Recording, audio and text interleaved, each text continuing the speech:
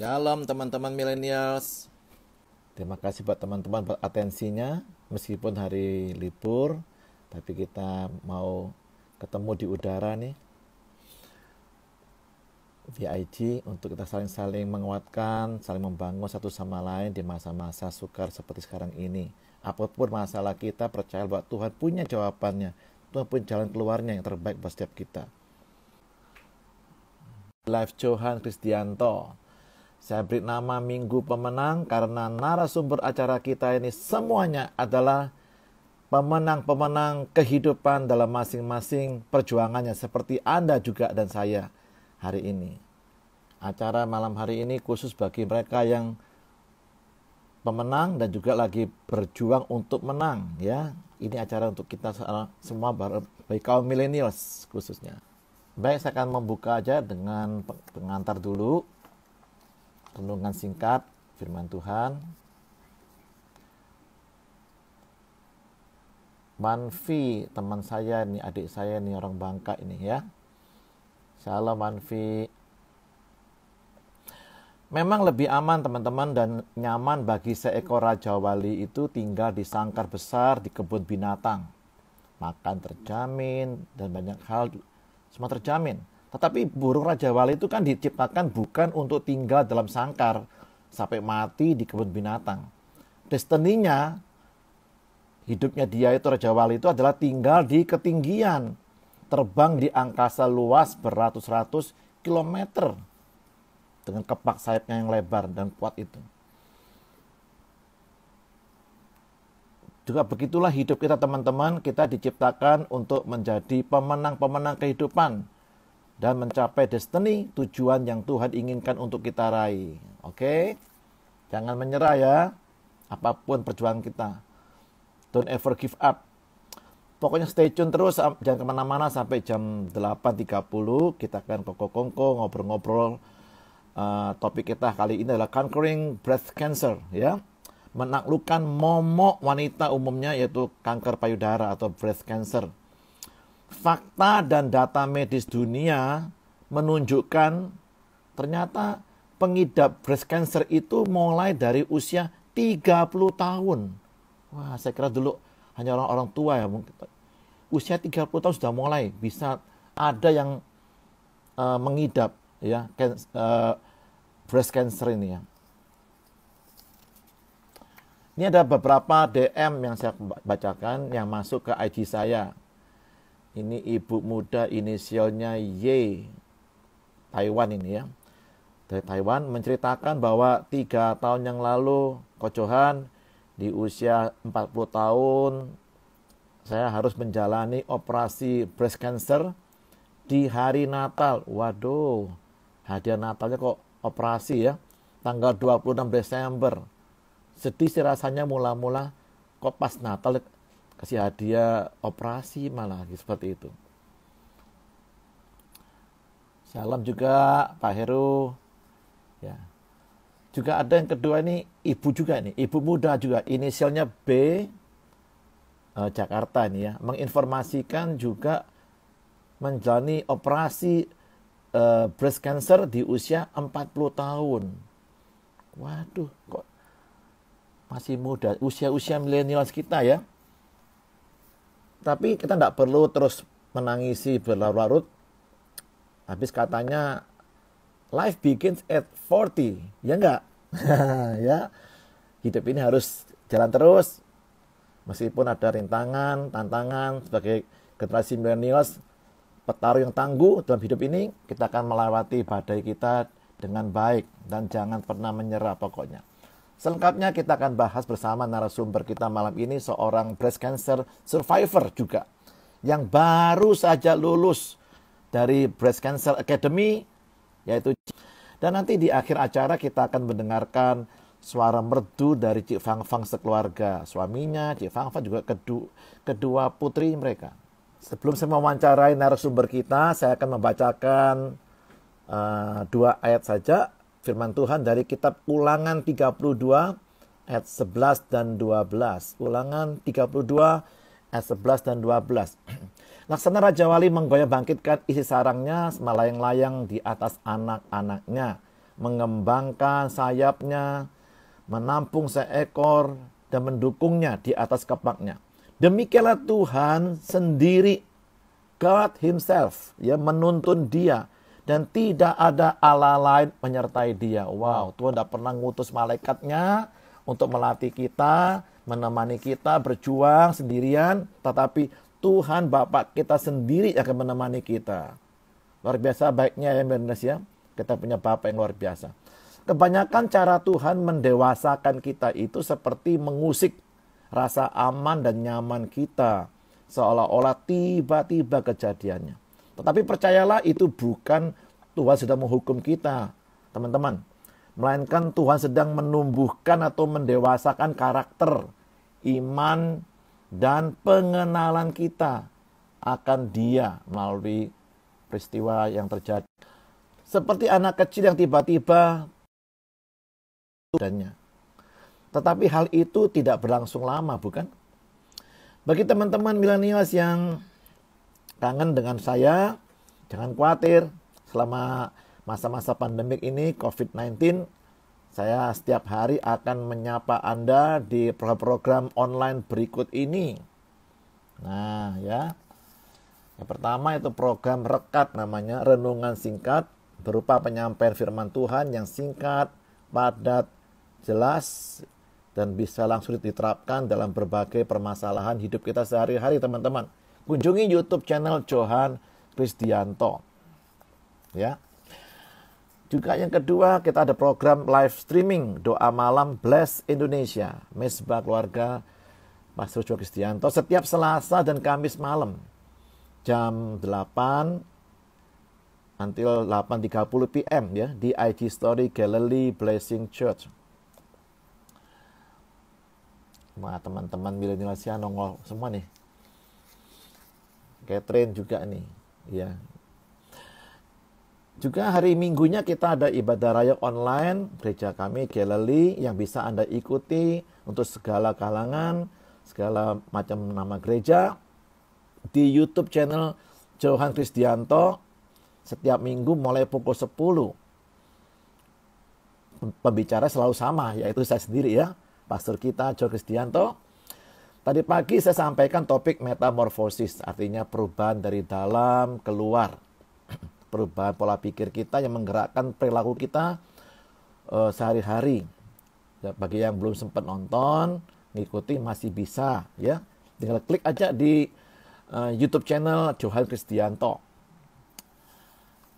Tapi daripada teman-teman pusing mengingatnya, gampangnya gini aja, langsung aja klik subscribe-nya YouTube channel Johan Kristianto dan dapatkan video-video menarik di dalamnya. Dan jangan lupa gratis ya, share bagi teman-teman yang lain juga.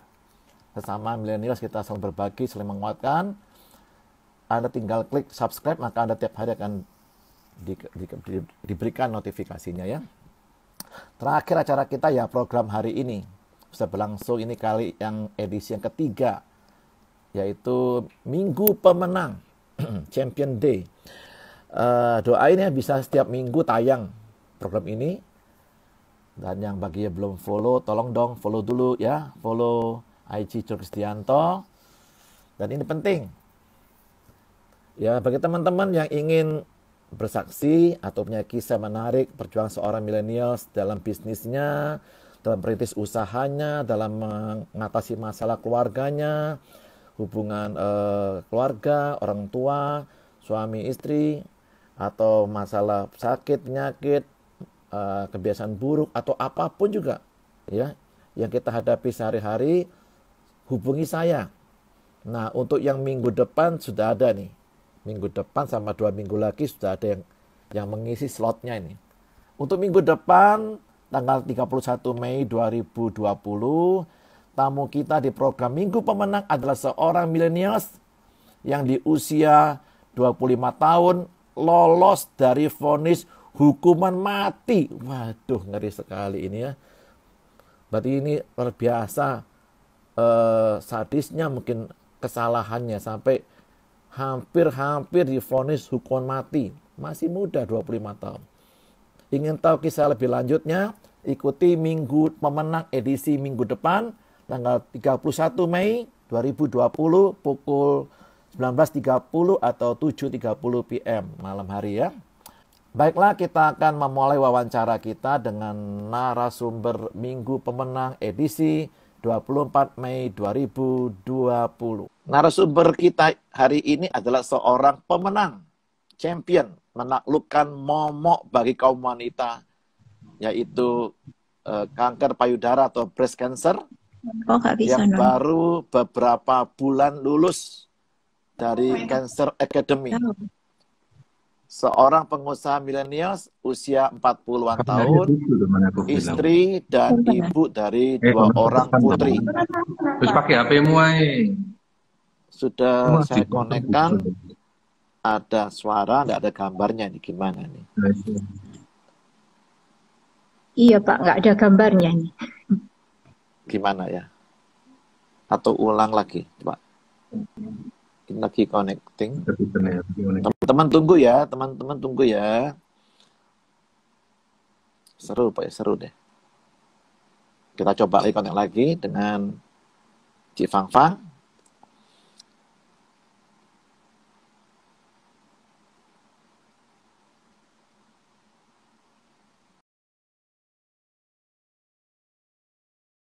Johan. Sapa teman-teman dulu deh, teman-teman milenial. Teman-teman milenials. Hai teman-teman milenials. Oke, mana suaminya? Bro Dodi mana nih?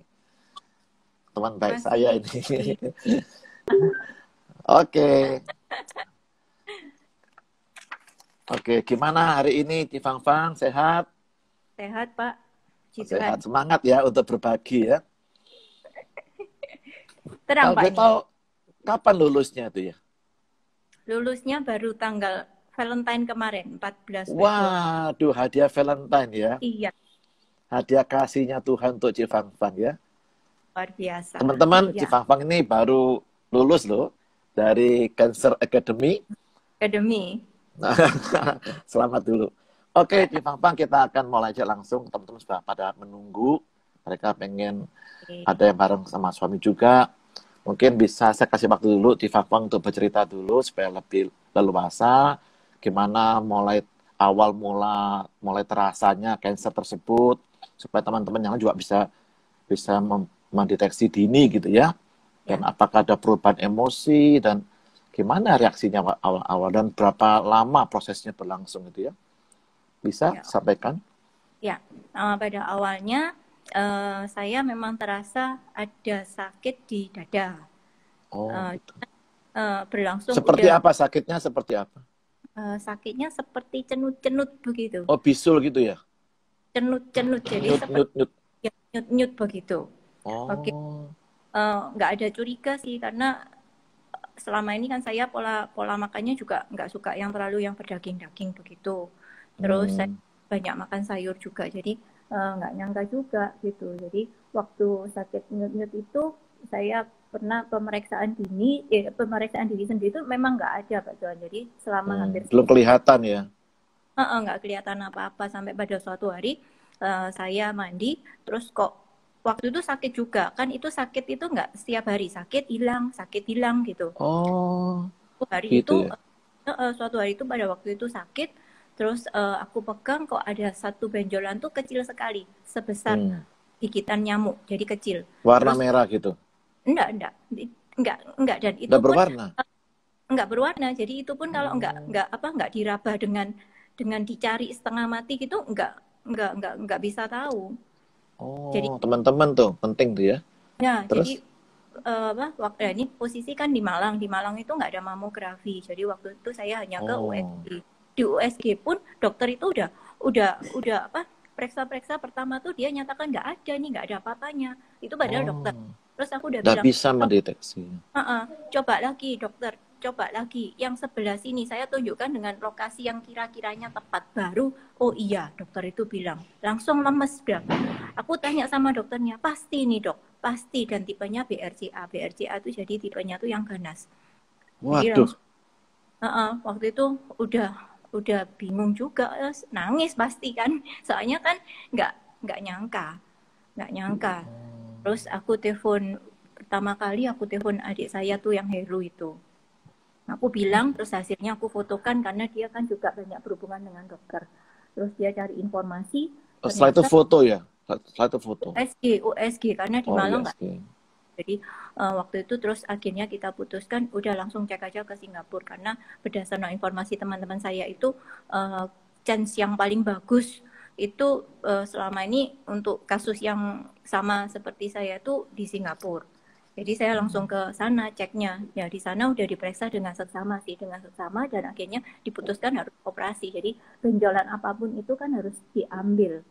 Dan ternyata ambil setelah operasi itu 15 Desember tanggal 22 Desember dinyatakan. Jadi patologinya itu keluar hasilnya nggak bagus. Jadi meskipun itu menjelang Natal ya? Ya, aku udah berharap, semoga hadiah Natal yang bagus gitu. Cuman bagus versi ya kan gitu. Bagus versi berarti kan hasil patologinya tuh bagus dalam artian bukan cancer atau cancer yang Cina atau yang yang menurut saya. Ternyata tanggal 22 patologinya keluar tuh hasilnya nggak bagus. Jadi meskipun kansernya itu kecil, nggak sampai 1 cm, tapi ternyata jenisnya itu yang ganas. Dan itu pun bibit-bibitnya itu sudah ada sampai ke 8 cm dari induknya itu. Diameter 8 cm ya? Iya. Dan dari hasil mamu itu nggak kelihatan seperti itu. Dari hasil mamu pun getah bening juga tidak ada apa-apanya. Tapi ternyata pada waktu operasi getah bening diambil itu juga udah ada. Jadi waktu itu ya, aduh gimana ya Tuhan kok gini kan gitu. Dan hasil dari patologi itu banyak yang harus aku kerjakan. Dalam artian selain aku harus kemonya 7 kali, terus harus kemo lagi lanjutan 18 kali, harus ada operasi kedua, harus ada radiasi 1,5 bulan radiasinya harus dilakukan setiap hari. Tuh, kemo tuh 7 kali tambah 18 kali. 25 kali. Waduh. Jadi total kalau saya lakukan semua itu 1 tahun, kemarin lulus Februari itu berarti 1 tahun 1 bulan lulus. Itu pun ada yang dirangkap. Jadi ada kemo yang masih berjalan tapi saya sela-selanya ada radiasi begitu. Jadi 1 tahun 1 bulan semua lulus sudah. Itu sih Pak Juan. Jadi ya perjalanan yang long journey. Iya. Tapi di awalnya itu dokter Singapura tuh sempat nggak memberi harapan berapa persen untuk bisa sembuh? Singapura itu enggak, sembuhnya ya kalau sembuh saya percaya Tuhan sembuhkan. Dokter Singapura menyatakan jadi saya ada 2 dokter yang saya ke sana untuk hasil cek mamografi. Jadi saya dokter yang pertama bilang 95% saya aman. Jadi maksudnya kan karena masih kecil, terus dari hasil mamu di getah bening juga nggak ada. Jadi waktu itu jadi sekali operasi udah beres. Saya mungkin nggak perlu kemo, nggak perlu apa-apa. Itu aja. Dan saya cek lagi ke dokter yang lain itu di rumah sakit yang lain juga. Hasil itu dia juga sama. Diagnosisnya sama, 95% aman, 5% mungkin kamu sudah menyebar. Tapi 95% kalau dari hasil data itu aman. Tapi ternyata apa yang dikatakan dokter itu bukan rencana Tuhan. Waktu diperiksa lab itu baru ketahuan ya? Ya, setelah operasi sudah menyebar. Hasil operasi itu jadi irisan dagingnya tuh dimasukkan ke patologi. Jadi patologi itu yang lebih mendalam. Jadi dia meneliti apakah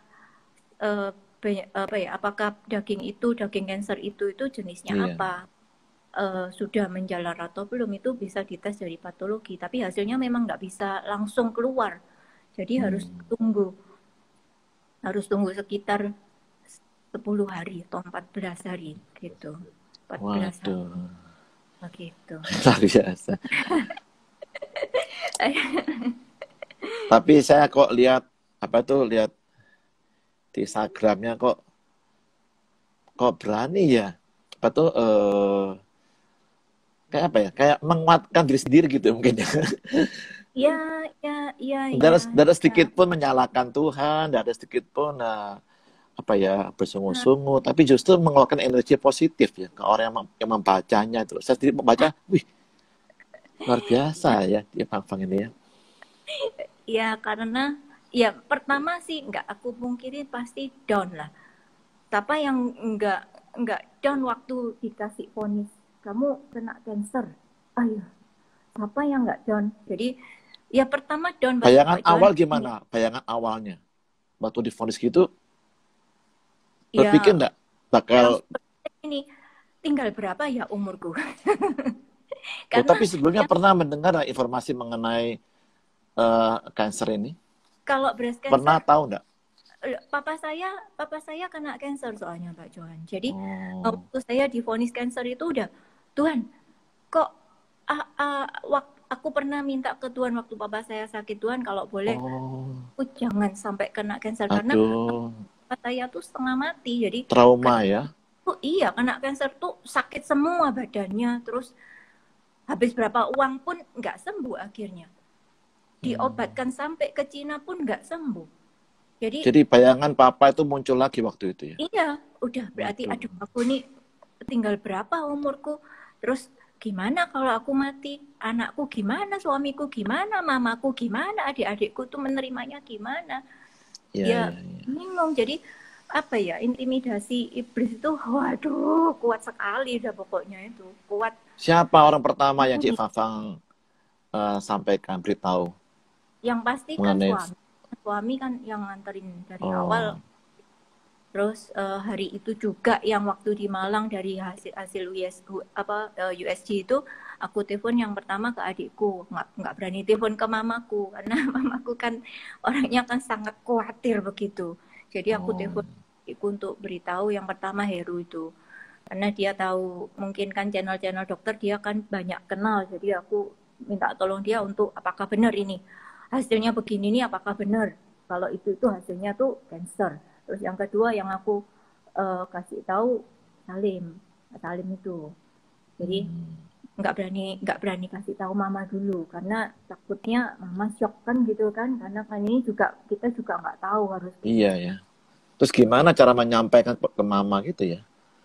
Cara menyampaikan ke mama itu pada waktu sudah mau mendekati operasi yang pertama. Karena mama juga trauma juga ya, papa juga sempat cancer juga ya. Terus nenek, jadi mamanya mama kan juga kena kanker payudara, dan itu waktu aku divonis kena kanker itu tepat 2 minggu setelah kakaknya mama meninggal kanker juga. Waduh. Jadi aku takut mama ini shock. Bertubi-tubi ya. Iya. Serangannya itu ya. Iya, jadi aku pun juga aduh kok aku sekarang gilirannya kan begitu. Pertama ya juga down Mbak Johan, pasti down. Dan ya nangis tiap hari, jadi ya nangis setiap hari. Padahal Cik Fafang ini orang yang aktif loh teman-teman, aktif bisnis, bekerja, gesit, tidak pernah diem. Aduh. Ya begitulah, ya begitu Pak. Kalau mana Kododi ini? Kododi di sini ada. Takut nggak cukup ini sini di. Ayo sini, ayo Kododi. Kododi, ini teman-teman mau tahu juga ini. Jadi ada 2 petarung hebat ini yang mengalahkan momoknya ini ya. Reaksi pertama apa? Kododi setelah mengetahui istrinya pasti kena kanker gitu. Kebayang apa yang terbayang itu? Ya kiamat, Pak. Kiamat ya. Aduh. Apalagi yang merasa yang mengidap ya. Pendampingnya kiamat, apalagi yang menjalaninya ini. Kalau menjalannya udah pasrah wis. Ya kan selama ini. Ya kan selama ini kan Fang kan yang selalu berdua dengan saya terus Pak. Jadi kemana-mana selalu. Jadi apa namanya? Masih muda lagi ya. Iya Pak. Jadi pada saat dengar di USG di Malang yang di dokter Malang yang pertama ya itu tadi Pak, lemas gitu sudah. Ya itu Pak.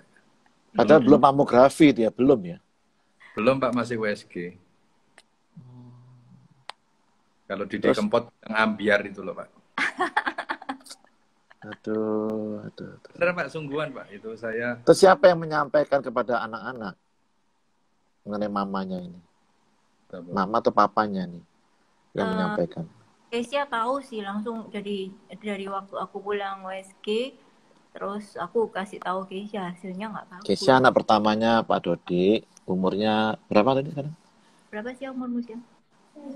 19 tahun. 19 tahun, dia sudah mau dewasa. Adiknya yang kecil gimana ya? Adiknya ya antara ngerti dan nggak ngerti.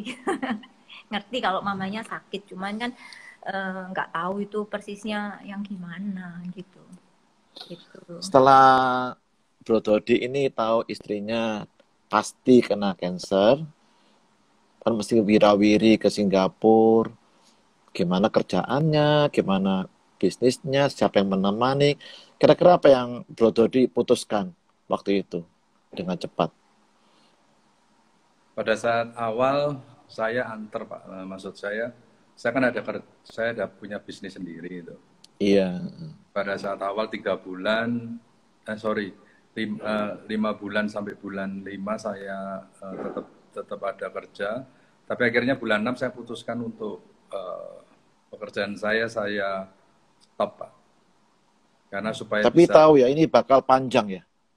Iya betul. Waduh. Selain itu pusing Pak. Sudah kalau nggak bisa konsen ya? Iya Pak, makanya saya kesaksian ke teman-teman kalau yang nganter orang sakit itu lebih stres Pak, betul. Yang nganter lebih stres? Iya, jadi kita kan prepare untuk semuanya Pak. Jadi untuk pesawatnya, hotel, konsumsi apa, appointment dengan dokter, dengan rumah sakit. Jadi akhirnya bulan 5 saya putuskan tuh tempat kerja usaha saya tutup Pak. Gitu. Waduh, luar biasa teman-teman. Luar biasa nih, menyentuh hati kita ya. Wah, demi menemani istrinya loh. Sampai rela ya, berhenti bekerja usahanya untuk mengurus semuanya ya, persiapannya sebagainya. Kita sama-sama stres nih ya dua-duanya ya. Kayaknya saya yang lebih stres Pak. Oh gitu. Aduh. Oke. Selama menjalani proses pengobatan kanker ini, kapan ya Di Fang Fang saat yang benar-benar merasa di titik terendah, sepertinya mau menyerah saja, mau quit gitu loh, nggak mau nerusin lagi pengobatannya gitu? Iya itu. Pernah kayak gitu?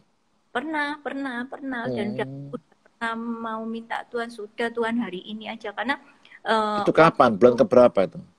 Bulan keberapa? Jadi gini Pak John, jadi setelah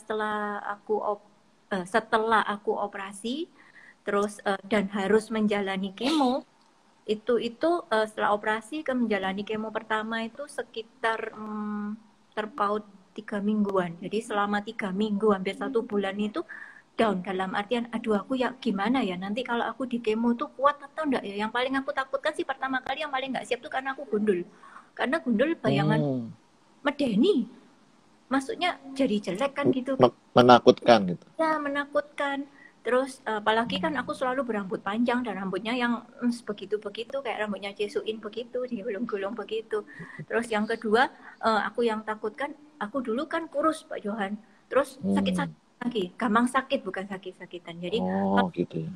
Di kemo ini apa aku ini kuat ya?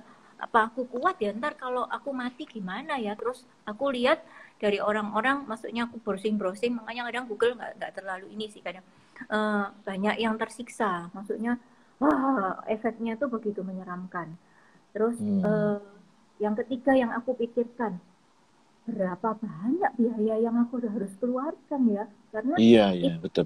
operasi terus masih kemo, dan kemo itu mahal. Kalau aku tanya-tanya temanku itu mahal dan tidak hanya sekali kan, harus 25 kali aku jalani, belum lagi nanti harus ada operasi lagi, harus ada radiasi juga. Jadi yang aku pikirkan selama sebelum kemo pertama tuh pusing setengah mati, ya memikirkan itu. Terus akhirnya udah aku ya udah oke, aku kemo pertama. Yang kemo pertama itu begitu aku rasakan, nggak pernah kemo ya Pak Johan ya. Iya, Ini iya. ya ternyata teman-teman yang sudah pernah kemo itu karena mungkin aku takut kemo, jadi mereka nggak apa namanya nggak terus terang ke aku, jadi bilang oh nggak apa-apa kok, Oh, nggak enak badan. Padahal ternyata aku juga ya nyantai-nyantai, agak nyantai gitu. Begitu selesai kemo, begitu jarum dicabut, kemo tuh sekali kemo tuh 5 sampai 7 jam. Begitu oh, jarum dicabut Masih lemes. nggak bisa berdiri. Jadi lemes oh, begitu. Jadi ya diseret sama masuk dibopong sama aku Ya. dari ini keluar rumah sakit itu sampai Sampai hotel, sampai kursi roda. dibawa kursi roda sampai dimasukkan kamar. Dan sejak saat itu sampai hari itu jadi kemo besok pulang biar nggak enak badannya bisa teratasi di Indonesia, karena kalau di Singapura terus kan mahal. Itu iya. kemo yang pertama itu dari hari pertama kali kemo sampai hari ke-12 itu saya nggak pernah tidur, jadi Wih, nggak bisa tidur, bisa jadi tidur. nggak tidur sama sekali nggak bisa tidur karena Kalau buka makan mata lancar. nggak enak, Makan? karena nggak bisa Pak Johan, nggak enak mulut Oh, karena mulutnya kan pahit semua, jadi kalau rasanya tuh seperti oh, ini. Pak Johan pernah cabut gigi kan disuntik iya, kan, iya. suntiknya tuh kan pahit, terus Ngapal, bibirnya ngapal. tebel, jadi Nah, selama itu tiap hari, jadi makan juga nggak kerasa, semua pahit, gula pun aduh. aku makan tetap pahit, Gula itu pahit. semua makanan pahit begitu. Jadi waktu yang hari ke-12 buka mata sakit, pecah mata sakit, sakitnya tuh dari kepala sampai ke kaki. Jadi kepala terasa itu kayak ada 1000 jarum yang ditembak di kepalaku itu. Aduh. Jadi terus badan nggak enak, pewanas, tenggorokan pahit. Sampai pernah pada suatu hari itu aku nggak bisa makan, nelen juga nggak bisa. Terus aku bawa ke dokter, aku disuruh buka mulut, aku dikasihin kaca. Aku baru tahu seluruh mulutku ini Iya. sariawan sebesar segini. Jadi besar-besar, Waduh. nggak ada celah lagi. Jadi besar-besar di bawah lidah, pokoknya rata, pipi semua sampai tenggorokan. Mungkin kalau bisa diteropong ususku juga seperti itu. Makanya sakit perut, mual, Itu dan sekali. pengaruh dari kemoterapi gitu mungkin ya. Pengaruh dari kemoterapi, karena obat kemoterapi itu kan apa ya? Tuh, tiap kali begitu, tiap kali kemoterapi Ya, begitu. iya, Wih, itu 7 kali ya. 7 kali yang menyiksa itu. Tapi waktu yang kemo pertama itu, hari yang ke-12 itu aku udah nggak kuat. Jadi nggak kuat tuh karena sudah nggak pernah tidur. Mungkin badannya kan drop. Semakin drop, rasa yang nggak enak semakin menjadi kan. Jadi aku sudah nggak kuat karena badanku terasa gini. Jadi kalau pecah mata itu bayanganku itu di dalam tubuhku itu ada batu baranya semua.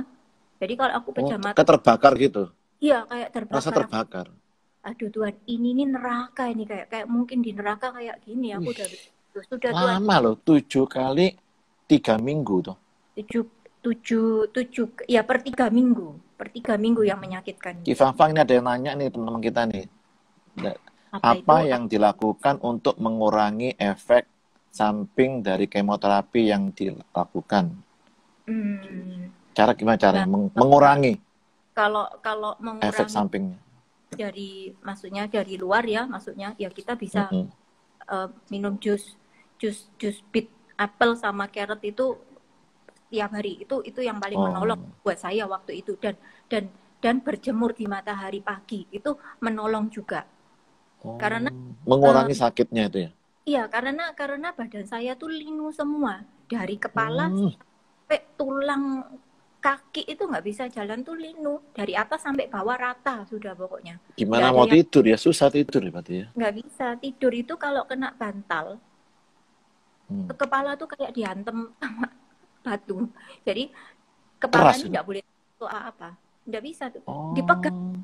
Jadi ini tangan gini dipegang, sakit kayak orang mar gitu.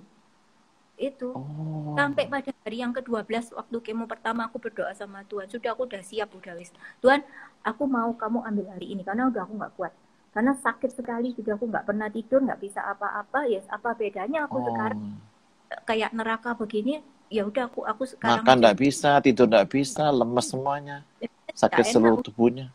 Iya, Oh, jadi waktu itu nah aku pada waktu Tuhan itu pulang. seperti itu tuh apa atau siapa yang dirasa paling kuat berperan membangkitkan semangatnya untuk tetap berjuang selain Yang Tuhan pasti Yesus tentunya, orang yang paling selain dekat, Tuhan. iya yang paling dekat pasti suami, karena kan yang mendampingi itu di samping saya terus begitu maksudnya. Wih, luar biasa Kak Todi. Sakit Kak adu-adu Todi, aja luar ya, biasa. samping begitu, udah. Cuman dia selalu bilang gini, sudahlah, kamu nggak akan, Tuhan nggak akan berikan pencobaan melebihi dari kekuatanmu. Aku bilang, iya, pasti. Cuman dalam hatiku bilang gini, iya kamu gak ngerasa, no lah, aku sih ngerasa no kayak gini. Cuman itu memang dalam artian terbukti sih. Pada hari yang ke-12 aku sudah nggak kuat itu, aku bilang sudah Tuhan, sekarang aja, aku siap-siap. Jadi waktu itu aku siap itu, Aduh.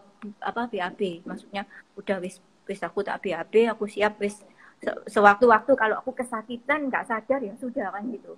Ternyata aku BAB itu BAB yang keluar tuh darah. Jadi BAB darah. Wih, Aku darah. bilang, wis ini kalau Tuhan memang berkehendak, wis ini darah maksudnya racun seluruh tubuhku dikeluarkan saat ini gitu Pak Johan. Jadi waktu aku BAB itu jam 4 pagi nggak ada orang karena semua udah pada tidur kan. Iya. Terus setelah BAB lumayan, jadi ada rasa dingin, mau dimulai dari ujung jempol kaki naik sampai ke kepala. Jadi agak berkurang, agak berkurang 50% penderitaan itu. Sejak saat rasa itu, panasnya tuh ya, rasa iya, panasnya tuh ya. Iya, sejak saat itu aku semangat. Oh, berarti Tuhan berkata lain. Maksudnya aku kepingin mati gitu ya, aku kepingin mati aja. Tuhan bilang enggak kan, berarti kan aku dikasih apa ya, aku penghiburan, aku dikasihin Iya.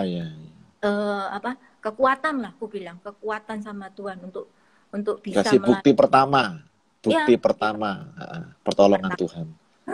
Karena masih panjang kan, masih banyak sekali prosesnya itu.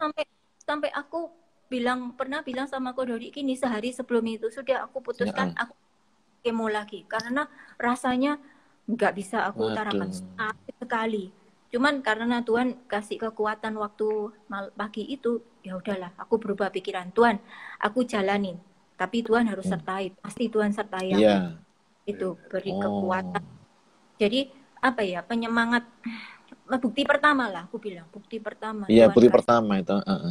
Itu seperti awan kecil. Belum hujan tapi ada awan kecil dulu ya. Itu bukti Tuhan nyertai Cik Fang Fang. Ini ada teman kita nanya Cik Fang Fang, C, gimana pertama kali tahunnya? Oh, sudah tadi kita bahas tadi ya, dia baru bergabung ini. Iya. Gimana ketahuannya, C? Boleh DM nanti, boleh DM di saya. Iya. Itu sih. Begitu Pak Johan, ya. Berarti memang peran suami itu penting sekali ya. Penting sekali. Selama masa-masa itu gimana anak-anak terus yang menguatkan juga ya?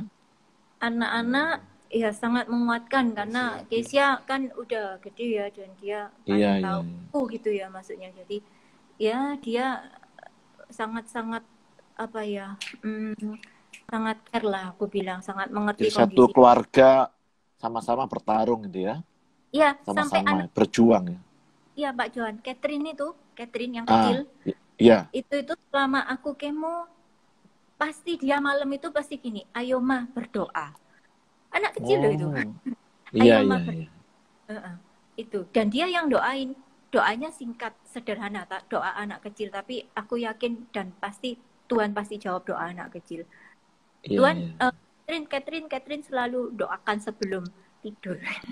Dan dia yang ngajak inisiatif doakan mamanya. Begitu. Baik, Cik Fang Fang, kita ada waktu 1/4 jam lagi.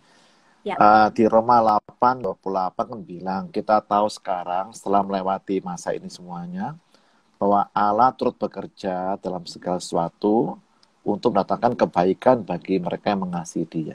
Kira-kira kebaikan apa ya yang Cik Fang Fang sama Ko Dodi dapatkan setelah menyelesaikan proses pengobatannya gitu? kebaikan. Ya banyak Pak Johan, kalau kebaikan Tuhan itu apa ya, selama aku melalui semusim yang kemarin itu banyak sekali lah kebaikan Tuhan, dari penyertaan lah, terus dari mujizat yang nggak pernah aku pikirkan. Tuhan kasih sampai bahkan pemulihan hubungan keluarga pun Tuhan kasih itu. Jadi Bisa doa terus keluarga ya. ya Terus apa ya, mungkin suamiku ini, Dodi ini lebih dengan kejadian aku itu lebih percaya lagi bahwa kebaikan dan penyertaan serta mujizat Tuhan tuh masih ada Pak Johan, karena puji Tuhan. banyak kita tuh disertai mujizat yang nggak pernah kita pikir, nggak pernah kita minta. Bahkan Tuhan tuh kasih apa ya, sudah disediakan di depan. Padahal kita nggak tahu, nggak pikir sampai sebegitunya, begitu banyak sekali Pak Johan, banyak sekali. Kalau saya terkesan tadi tuh waktu Cifang di titik yang terendah gitu, sudah mau quit ya, mau menyerah gitu, Tuhan datang gitu ya. Iya, tetap Buktikan ya. Buktikan. Nggak terlambat ya pertolongan Tuhan. Idanya, J, apakah sekarang sudah sembuh total, J, katanya gitu. Hai Lisa, sembuh dalam nama Yesus, sembuh total, aku percaya. Karena terakhir kan kontrol ya, terakhir ya, itu pun Mas tetap penyertaan Tuhan. Jadi terakhir kontrol harus kembali ke Singapura tanggal 28 Februari. Dan itu udah ada corona Pak, di sana udah ada corona. Bahkan aku landing di nggak ada orang ke sepi gitu ya. Sepi. Tapi kita masih boleh masuk dan rumah sakit masih menerima kita. Terus setelah pulang ke Indonesia, seminggu kemudian Singapura lockdown. Dalam artian kita nggak bisa ke sana. Iya. Jadi Singapura kalau kita ke sana harus dikaranti. Dan dokter juga kayaknya dokter sana pasti mengutamakan untuk COVID-19-nya dulu kan gitu. Iya. Itu masih disertai Tuhan. Bahkan ini pun masih disertai Tuhan, corona ini. Iya. Nah ini berarti aku masih dikasih itu pas waktunya ya, pas waktunya Tuhan ya, diatur. Semua waktu Tuhan, nggak ada yang bereset. Teman-teman, saya tertarik untuk membacakan beberapa Instagramnya ini ya. Saya memang mengikuti teman-teman, mengikuti perkembangan Cifang sama Kododi keluarga ini. Dan saya coba mau flashback lagi ya. Ini di masa-masa pengobatannya ini. Saya lupa tanggal berapa ini. Februari 25. Apa sebelumnya? Strength growth in the moment when you think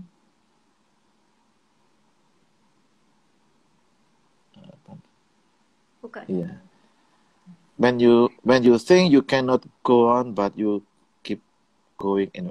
Kekuatan itu bertumbuh di saat ketika kamu berpikir kamu tidak dapat melanjutkannya, tetapi kamu harus terus meneruskannya gitu ya. Maksudnya waktu itu ngomong ke diri sendiri apa ngomong ke orang lain kira-kira? Ya, ke diri sendiri itu kesimpulan. Jadi maksudnya setelah yang aku alami. Jadi ternyata kekuatan yang aku dapat itu ternyata aku dapat sesaat sebelum aku menyerah. Jadi ya betul.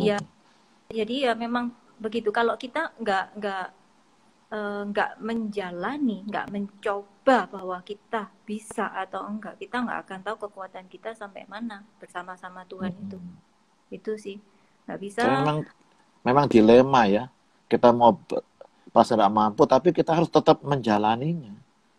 Nah, itu kekuatannya juga harus minta kekuatan dari Tuhan ya.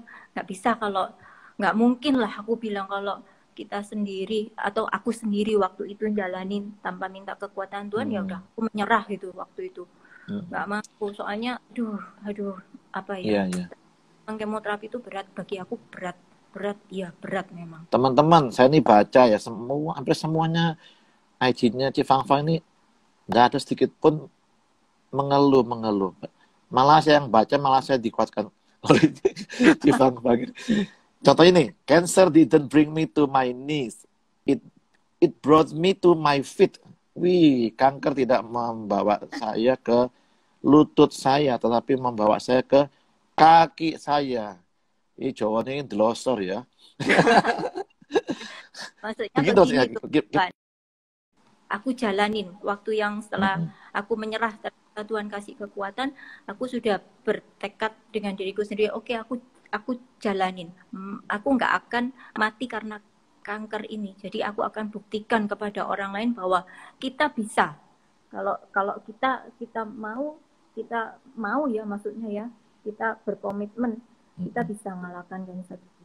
Jadi anggap aja gini, oke, kalau aku bisa ngomong sama cancer, oke, cancer, ayo, kamu nggak akan membuat aku itu bertekuk lutut, bahkan aku akan berdiri dengan tegak di kakiku.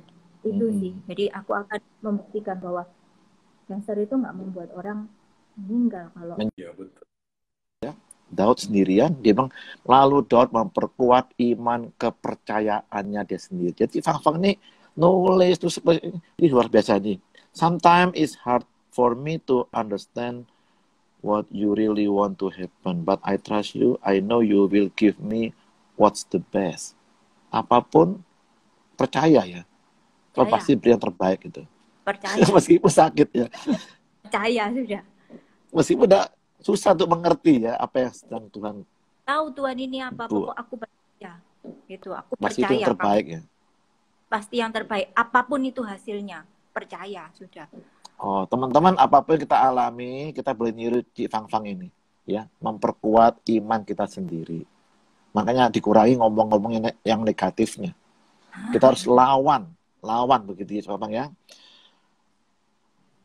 Nah, ini bagus sekali nih. The moment you are ready to quit is usually the moment right before a miracle happens. Don't give up, gitu ya. Jadi saat dimana kamu sudah mau menyerah, biasanya itu adalah saat yang tepat kamu akan mengalami miracle-nya Tuhan ya. Jadi teman-teman jangan menyerah, siapa tahu.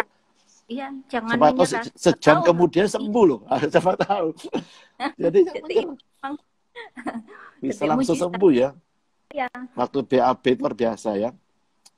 Ini my big day, hore, my graduation day, my Valentine day, thanks God. Waduh. Yang saya kagum nih, Cik Fang kok nggak malu ya? Memuat foto-fotonya, lagi gundul, lagi anu. Buat apa malu? Itu udah pernah saya rasakan, kalau kita menutup diri, itu akan membuat kita semakin tertekan ya, aku bilang. Tertekan. Tertekan. Buat apa? Itu salah satu yang membuat aku down itu, Pak Johan. Karena pertama awal terdiagnosa itu yang sebelum aku kemo pertama itu mengintimidasi aku itu yaitu, oh kamu jadi intimidasi iblis ya, jadi kamu gak malu gini ya, begitu. Jadi itu. Aku putuskan enggak, aku harus menerima, harus bisa menerima realita ini, aku harus bisa menerima sakitku. Oke, yang terakhir ini, sempat terbayang enggak Cik Fang gimana setelah saya ngalami ini, suami saya bagaimana menerima saya gitu. Sebagai perempuan tidak sempurna lagi toh. Udah aku tahu hatinya, Pak. Dia menerima ya begitu. Nah itu, tapi ini teman-teman bener loh. Di kali pertama mereka pergi sekeluarga setelah pulih itu ya. Di Fang terus begini, waktu lagi di Jepang ini, lagi berlibur sekeluarga ya. You don't need to be perfect together. You just need to be happy together. Ya. Kita bisa bahagia meskipun imperfect ya, tidak sempurna ya. Kita bisa tetap bahagia.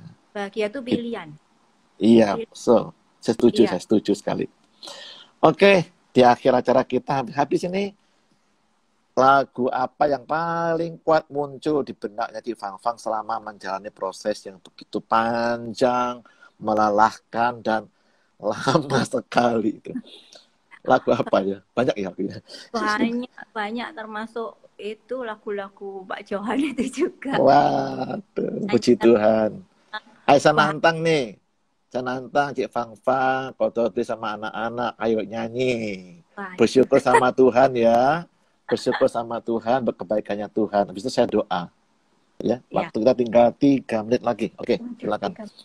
Oke. Gak apa-apa nyanyi. Santai aja.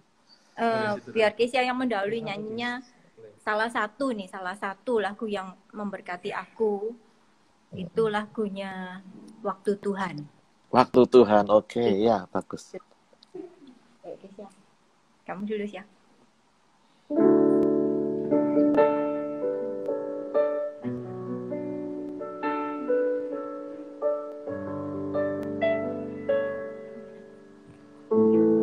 Ini Kesia anak pertamanya Cik Fang Fang Kototi ya.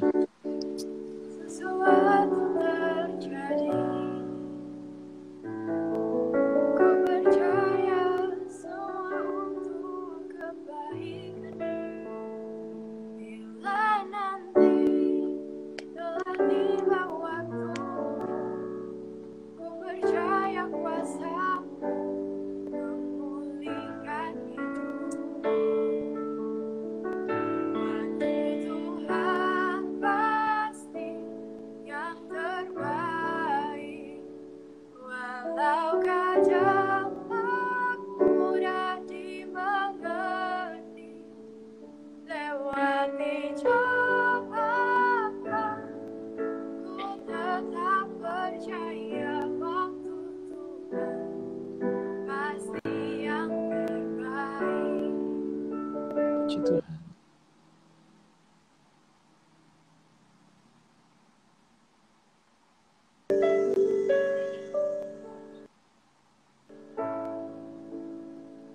Bila kau izinkan sesuatu terjadi,